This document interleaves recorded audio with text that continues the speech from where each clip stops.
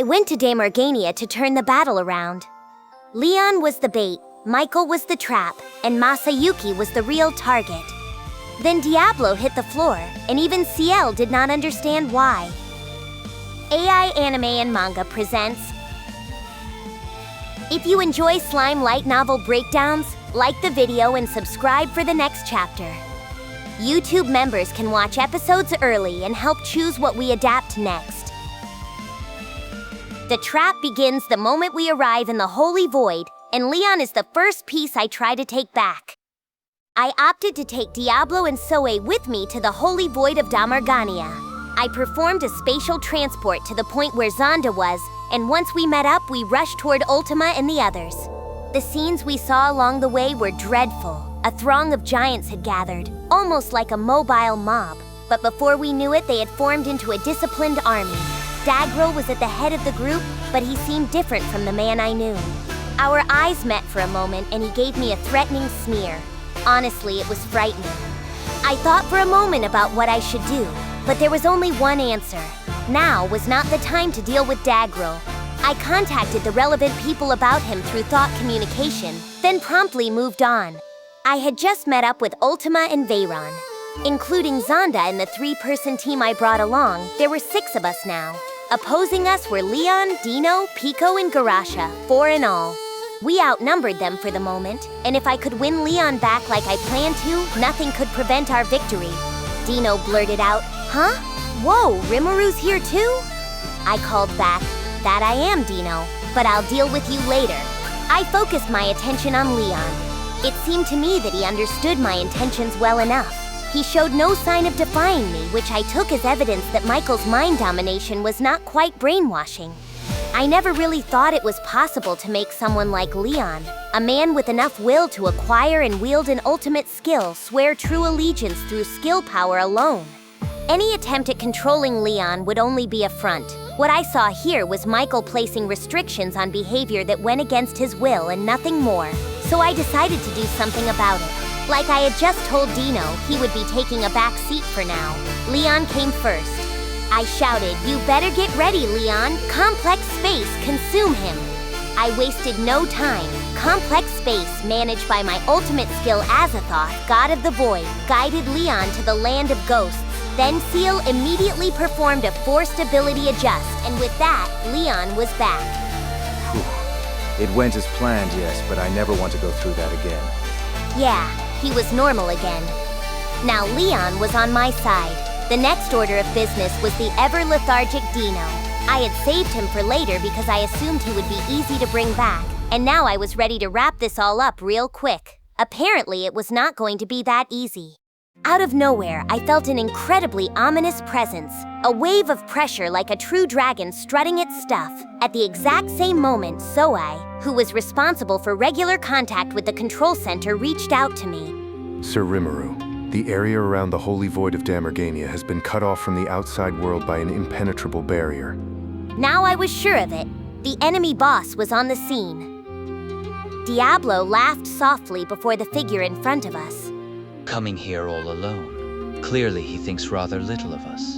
In front of Diablo stood a person just leisurely waiting. It was Michael, the thing that had taken over Ludora, and thanks to that, he looked quite a bit like Masayuki.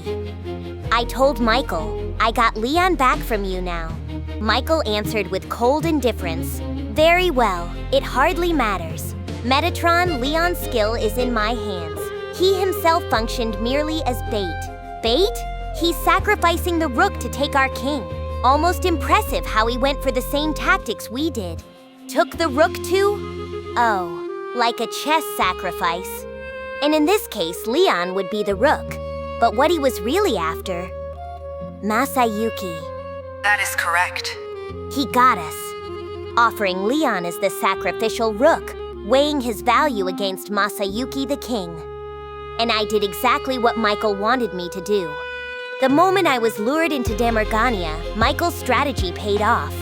I knew Masayuki was important, but I had not expected Michael to be that preoccupied with him. Still, his plan would fail unless he could keep me pinned down. I asked, "Don't you think it's a little too early to celebrate?" Michael replied, "Oh? Now that I am here, I don't see how you have any chance to win. Talk about confident. Dino and the rest were still on the enemy's side, but I could wrest them from his control easily enough. I was impressed Michael could remain so aggressive despite that. Or did he have some other winning strategy in mind? Michael continued, amused by my suspicion. Hehe, you look like you have your own plans. But don't worry, you are less than nothing to me. I only joined in this because Feldway would not stop worrying. But really, I should have done this from the beginning. The moment Michael finished speaking, Diablo suddenly collapsed. I was watching him through magic sense, so I knew this was not some cheap backstab attack. I have to say though, this was the first time I ever saw Diablo fall to the ground like a sack of potatoes. I wanted to think he was not dead, but he was not moving an inch down there. I started to say, hey, Souei was about to run up to him, and then he collapsed on the spot too. Huh? This was not making any sense. Leon, faced with this completely abnormal situation, readied his sword, then crumpled to the ground. Are you serious? I had no idea what was happening. It was not just me either. Dino and everyone else looked just as confused. I suppose the only one who knew what this was about was Michael, the presumed attacker. So how was I supposed to deal with this? Oh no. Oh no? Great. So even Seal did not understand? This was beyond bad. We were facing a complete unknown, and there was no escape. But simply abandoning Diablo and Souei was never an option. Leon, too, for that matter. I ordered, Ultima, grab them and take them away from here. Ultima stammered. But, I cut her off. It'll be fine, I have an idea. I did not have one, but still. Diablo forced a laugh from the ground. One moment, Souei. I can still fight. Oh, so Diablo was okay after all? Michael mused. I could sense that you weren't dead. I really should have finished you off when I had the chance. Seeing Diablo back on his feet did not take the wind out of Michael's sails. He seemed supremely confident that he could beat Diablo as many times as necessary. Now I had to admit it. This really was not good. I said, okay, Diablo, let's retreat. Take Leon over there and get moving. But... That's an order, okay? You have no hope of winning, so running is the only option. I pulled out my sword as I gave the order. Michael was gunning for me. He would never let me go. I might as well use myself as bait and let the others escape. Diablo understood this naturally. He still seemed conflicted, but calling it an order had the intended effect. Teaming up with Ultima, Diablo worked with everyone to pick up Souei and Leon before retreating from the scene. Michael said, I thought you would intervene. I answered, I'm not too interested in the bit players. Wow, good thing Diablo was not around to hear Michael. Say that around him and Michael would absolutely be added to Diablo's kill list. And Diablo would actually do it sooner or later too. That was how dangerously vindictive he was. Now that I was alone, that made it 1-on-4. I was already fairly doomed against Michael, but with his cronies right there too, I was beyond dead. At worst, we still had Veldora, so I could revive myself, I think. But I dreaded actually testing that out. Even if I revived myself that way, would it still really be me as I existed now? It was not something I wanted to consider.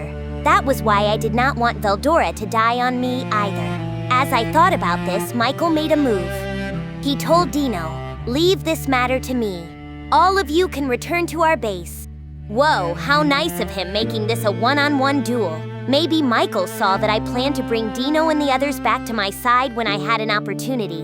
I did not like my chances too much, so I had no objection at all. Dino asked if Michael was sure. Michael answered, it's fine. If I took complete control over your mind, that would rob you of your flexibility in battle. And in your current state, you would not make an effort anyway, now would you? Pawns like you are useless to me. So he was aware that Dino and Leon were not exactly bending over backward to heed his will. Did this mean Michael had completely played me?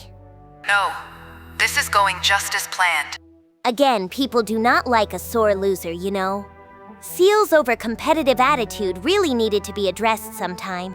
Anyway, enough banter. I was ready to struggle as much as I could. Knowing I was doomed to lose felt surprisingly freeing. I did not want to look like a fool, but with Diablo and everyone else gone, that was no longer a worry. Now I was free to give it my best shot. Steeling my resolve, I took a closer look at Michael. I could sense that the presence he oozed had expanded even further from before. Maybe it was even several times larger than mine. We are not in the labyrinth, so I cannot give precise figures, but I would be confident putting his EP at over 100 million. You expect me to beat that? Come on.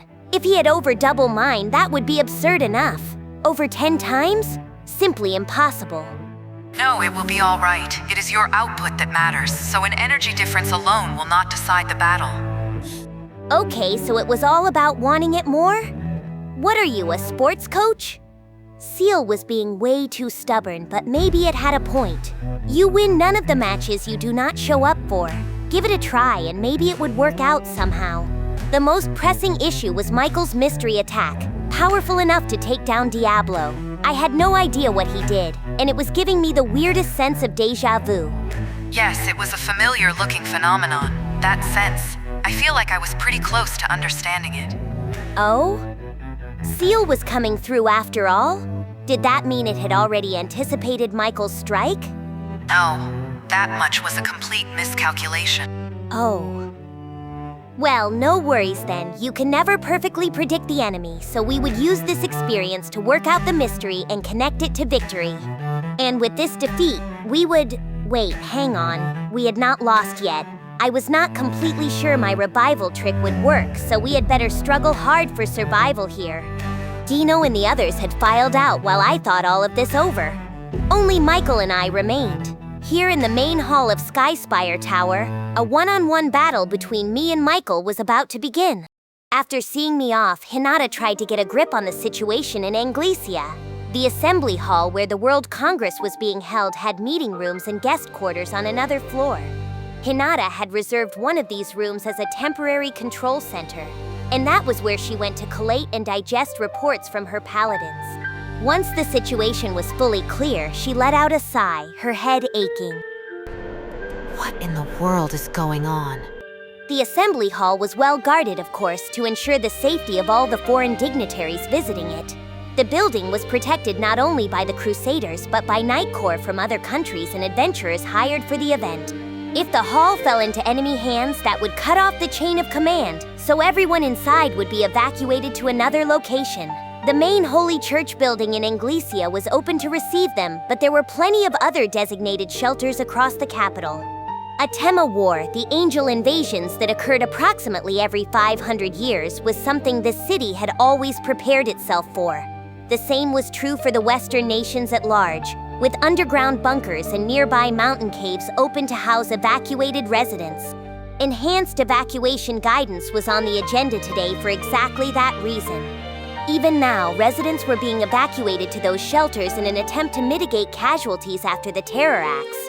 The goal was to prevent mass panic and allow the proper authorities to concentrate on the enemy. The regular training events held across the capital were clearly paying off. Civilians had been guided to safety and the evacuees were staying calm for the moment. But that did not solve the problem. This was no natural disaster. There were people in the city causing the disturbance. According to reports, explosions had occurred in multiple locations across the capital, leading to fires. The direct cause was a group of Magic-born rated Special A or higher. With so many VIPs attending the Congress, the Crusaders were already deployed across the city. That allowed paladins on patrol to respond at once, but things still looked grim. It irked Hinata to no end, but in her position she could not let distress show on her face. That would only make her team anxious and create more work. She also knew that getting emotional around evacuees had to be avoided. Agitating people already concerned for their safety would lead to nothing but trouble. So Hinata did not waver. Her job right now was to keep evacuee anxiety low and ward off mass chaos before it began. The shelters were comfortable and stocked with ample food, but the best option was still to eliminate the enemy at once. I'll leave the hall in your hands. I want at least one paladin assigned to each shelter. Make sure the Temple Knights work with us too. Her paladins answered in unison. Yes, Captain. These outside invaders were not their only enemy. The evacuees could potentially turn into a mob at any moment. Things were calm now, but if eliminating the enemy took too long, there was no telling how people would react. Some might freeze in fear, others might start shouting or rioting. Hinata had to consciously keep a melancholy sigh from reaching her lips. Some time passed after the explosions. At long last, they had a fuller picture of the enemy. A prison riot? A paladin reported that the enemy had also freed Prince Elrick, who had been under house arrest in the castle's north tower. He was now serving as the group's leader. Prince Elrick. I see he's got no remorse at all. Elrick was undergoing re-education after the disgrace he made of himself at the council. He had come extremely close to losing his rights to the throne, but King Egil of Englesia and I wanted to put a cap on the controversy quickly. His sentence had been reduced under the pretense that he had merely been taken advantage of. It was still a scandal for the royal family, though, so he had been confined in the castle's north tower for the past year, and now the enemy had his hands on him. Even worse, Elrick was actively cooperating with them, and he was calling out Hinata by name. One of the paladins repeated the speech Elrick had given in the city's main square. Elrick's broadcast claimed, "My beloved countrymen, I have been tricked by a witch. She framed me for a crime I did not commit, costing me my position in the council. Then, not satisfied with that, she murdered my father to spread chaos and misfortune. Do not be fooled. This evacuation order is nothing but a pretense, part of their mission to rob all of you of your freedoms. I love my citizens, and I believe they are intelligent enough to understand who is telling them the truth." Is that true? The paladin answered that he had heard it himself. Is there any evidence? The castle was off limits to outsiders. They were confirming the facts through the Luminism congregation, but its ranks were in great confusion. So there's a good chance King Egil is dead now. God, this is terrible. Hinata could feel a headache coming on. She had expected people to be incited to riot, but she could not believe the prince would make the worst possible decision at the worst possible time. The cause of all her stress was none other than the royal family here in Englesia. Prince Elrick was the man behind this, yet the family was releasing no details, further complicating the situation. The prince was using his position as royalty to mobilize state power, and the emergency was disrupting communications with the other countries involved. Well, great. Now what? As Hinata sat there thinking, a beautiful white-haired woman in a military uniform appeared. Testarossa leaned elegantly on the sofa as if this office belonged to her. Testarossa told Hinata that they had obtained proof. Moss had confirmed in person that King Egil had been murdered. So we can't trust anyone in high government any longer. Could this even be any more chaotic? Testarossa laughed as she described the castle. The entire chain of command had been shaken to the core. It was completely non-functional. Hinata nodded. I'm sure. Well, I've ordered Ghidorah to keep the assembly hall protected, so at least the attendees are safe. Testarossa agreed that this would buy them time, and coming from her, that was high praise. Perhaps Ghidorah was more appreciated than he thought. The two of them nodded at each other. They were now dealing with both an unknown invader and a prince who actively had it out for Hinata. Elrick was denouncing her by name, accusing her of being a mind-clouding witch, a regicide, a monster who led people to ruin, and a woman charmed by a demon lord. If this was a regular citizen attacking her, or even a noble, it would not have been such a problem. The Luminist faithful would defend her. But this was royalty, and worst of all, Prince Elrick remained extremely popular among the people. His council antics had never been divulged publicly, so his handsome looks and gentle manner still gave him a favorable reputation. Hinata was also well known, but she was seen as aloof and detached by comparison.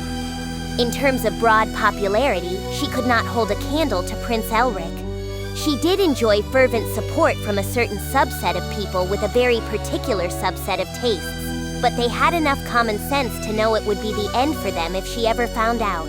Either way, Prince Elrick was the most pressing issue. Hinata's paladins gave her nervous looks, and they had reason to be on edge. Hinata thought that she never expected Elrick to be this much of a fool. She cursed herself for failing to read him as the weak-willed charlatan he was. She had never thought he had it in him to kill his father to usurp the throne.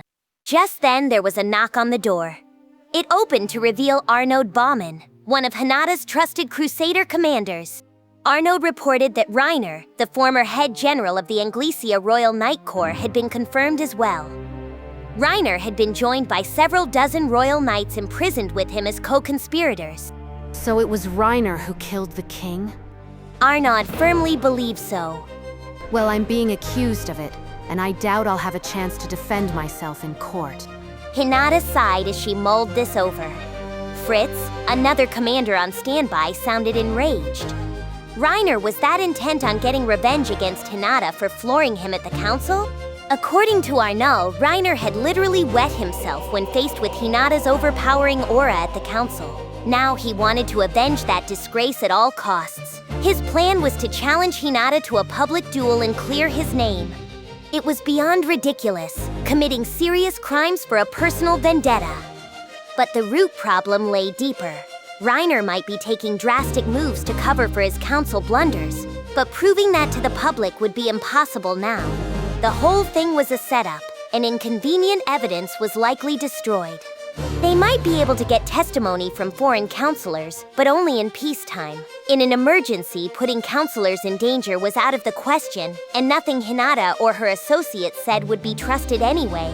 If people had to choose between Hinata and the prince, she knew who they would believe. Fritz tried to joke that Hinata had never had the best reputation. Arnaud agreed, and Hinata glared at them both. Still, this has certainly placed us in the corner. Arnaud admitted that he never thought Elrick would kill his own father, much less pin the crime on Hinata. Prince Elrick and Reiner's objective was obvious. They wanted to use this chaos to erase their past crimes and blunders. Taking revenge on Hinata mattered less to them than keeping other countries in check. Hinata was known as the strongest in the Western nations. If they defeated her, that would shut down any international protest in a hurry. I don't get it, though. I didn't think this man Reiner had the talent to assassinate the king. The Reiner Hinata knew was not a weakling, but he was not that strong either. He was about as good as an over A-ranked adventurer, and a nation as large as Englesia would have several comparable knights. The magical inquisitors who appeared at the council had no problem subduing him then, so they should not have trouble now. The cruel answer came from Cardinal Nicolas, who stopped in to visit. He said all the magical inquisitors had been killed. They had been conducting mysterious experiments in the catacombs beneath the city, and their test subjects seemed to have gone out of control. Ah, Nicolas. Nicolas had come with a message from Luminous, but he had also made inquiries along the way. The Cardinal was as capable as ever. He was always a bit like Hinata's faithful dog, willing to do anything for her praise. He was merciless toward everyone else, but he was excellent at presenting a mild-mannered face. Arnaud and Fritz fell silent, avoiding eye contact as Nicolas ignored them and began brewing tea. Nicolas always liked flattering Hinata with small courtesies like this. He put a cup out for Testarossa as well, and she looked quite satisfied after her first sip. That was a 5-star review coming from her, proof that Nicolas was no ordinary man. Hinata enjoyed the tea for a moment, collecting her thoughts. But what if this isn't Prince Elrick taking advantage of the chaos? What if this chaos is exactly what he and his conspirators want? Someone objected that those were monsters rampaging in the city. Well, that's strange, isn't it? How did monsters break through the barrier covering the city? And they're crazily powerful too, aren't they? The monsters in the reports appeared not alone, but in small groups, all at the same time. They rampaged throughout the city for unknown reasons, destroying whatever randomly caught their eye. They also had ultra-speed regeneration, which immediately repaired any wounds they suffered. Each monster outclassed a paladin in fighting ability, making them estimated calamity or disaster-level threats. Fortunately, they did not seem intelligent, so the Crusaders had put out decoys to minimize property damage. Since dealing with them one by one would be dangerous, Hinata had ordered her team to keep them boxed in. They could work out a plan later, with Hinata herself coming out if necessary, but with everything else happening, the monsters were becoming a thorn in everyone's side. Testarossa reported that the monsters had defeated several of her servants. She had ordered them to retreat before dying, so they had not obtained much information. But those servants were Diablo Chevalier-class demons. each special A with EPs around 100,000. If people of their caliber were forced to retreat, the magical inquisitors likely never had a chance. Testarossa concluded that, as part of the experiments, the conspirators had granted physical bodies to angels. The failed test cases were the so-called monsters running wild. The ones that retained their sense of self, on the other hand, were another matter. Testarossa was convinced that the enemy who defeated her Diablo chevaliers had to be servants of Michael. Hearing that, Hinata tapped her fingers on the desk. Arnaud and Fritz were the two Crusader commanders still in the room. Vice Captain Reiner was taking command in the field, along with Bacchus and Lytus. Thanks to Tempest Labyrinth training, even ordinary paladins had grown into one-person armies. Their commanders were powerful enough to defeat a claimant-class opponent on their own. But if they had to fight these strange human-angel fusions crafted by the magical inquisitors, a frontal attack would be dangerous. And with the shadow of Michael, an enemy declared by me, lurking behind the incident, meddling too carelessly was not worth the risk. But you had a message from Luminous, Nicolas. Nicolas said that Luminous did not consider it an urgent problem yet, but she could not send reinforcements at the moment. So there are enemies elsewhere too? Luminous would never abandon Hinata. If she was unable to send more troops, another threat had likely made itself known.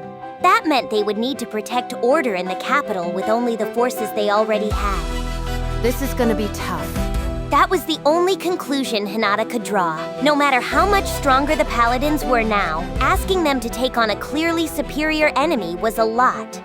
Worse yet, the monsters had taken on the power of angels, which meant they bore the light attribute. The paladins' holy field barriers, usually so effective against normal monsters, would be useless. Testarossa asked what their next move was. None of their surefire tactics seemed likely to work this time. No. And the monsters are one thing, but we've got Reiner and his men to deal with too. Testarossa added that Reiner's group were likely the successful test cases. Only Hinata and Nicolas understood what she meant. Arnaud gingerly asked for an explanation. I'd suggest you think for yourself a little, but there's no time to argue. If Reiner was sentenced to death, then he was likely subjected to those experiments too, wasn't he? Arnaud and Fritz realized it at the same time. Reiner might have taken on angelic powers too. Testarossa coldly told them there was no might about it. They might as well start treating it as fact. Now it really was impossible for the Crusaders alone to address this. Support from Testarossa and her demons would be indispensable. Testarossa asked Hinata what she intended to do. I know it's exactly what they want, but we're gonna have to go and deal with them personally. According to Prince Elrick, Hinata was the criminal behind the king's murder. Of course, Hinata had no reason to do anything like that, and her presence at the World Congress gave her an airtight alibi. But that only applied in peacetime. The capital was embroiled in crisis, and the people of Englesia, accustomed to a strife-free world, were caught in a disaster that must have felt like a bolt from the blue. If Hinata were killed here, it would likely prove to the people that the real killer's claims were all true. So fleeing was one possible option. Cardinal Nicholas suggested escaping to Lobilius. There was a transfer circle in the capital's main church, and once Hinata was outside the city, she could use any transport magic she liked. She could defend herself later, but only if she remained safe now. His suggestion made sense. Hinata still could not sign off on it. That won't work. I could escape, yes, but we couldn't take the World Congress attendees with us, could we? If they get taken hostage under us, we'll be sunk either way. Everyone in the room saw the logic. Hinata continued that their true enemy lay elsewhere. If all those dignitaries were killed just as a force of angels was attacking, international relations would come to a standstill.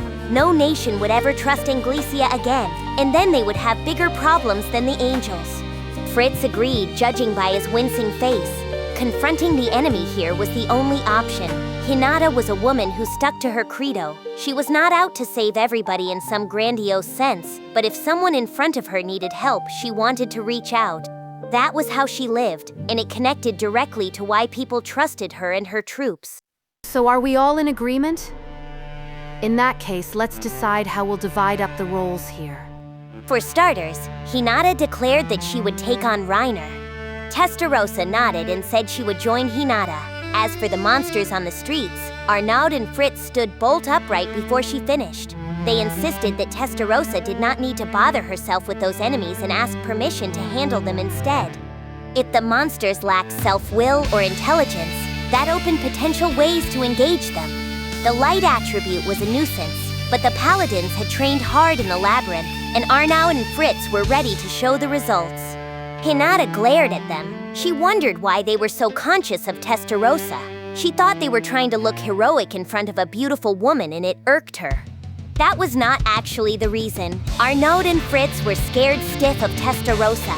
If they failed to step up here, they would be branded useless forever, and any future labyrinth training could be put in question. Testarossa had supporters in high places, including the Council of the West. One false move, and they might never be allowed to speak freely in public again. Hinata had no idea about any of that, since she had fully lost interest in politics. For Testarossa, this was a tense, trying situation. I had ordered her to make the World Congress a success, but enemies had invaded the capital under her watch. Worse, she had failed to stop those marauders from damaging the city. People's lives came first, yes, but that would not suffice as an excuse. Behind her fetching smile, Testarossa was seething with rage. That was why she allowed Arnaud and Fritz to make their offer. Testarossa told them that she would like to see them manage it, and she would lend them a few of her servants as well. All of this was preparation for her own move. Arnaud and his force would be given command with the task of restoring order in the capital. While they did, Testarossa intended to strike at the mastermind. So now everyone had their roles. Shall we get going then? Anyone who acted foolishly during this emergency needs to be given their just punishment at once. Hinata's voice was cold. She needed to clear her good name, and Reiner needed to be taken care of right now. Elrick needed to be captured alive and made to confess. Besides, Testarossa had already reached her own conclusion. They could worry about evidence later. Once they eliminated all the criminals, they could offer a corrected story as the winners. That was exactly how Testarossa saw it. If the enemy wanted to write the history of this incident, then she would write it first. Ethics was always the last thing on a demon's mind. To them, victory allowed almost anything, and that assertion could not have been more in character for her. And so, despite knowing full well that it was a trap, Hinata and her team set out for the waiting enemy. Route confirmed. The next episode and full playlist are ready. Then don't stop here. Keep watching in story order and subscribe before the next part drops.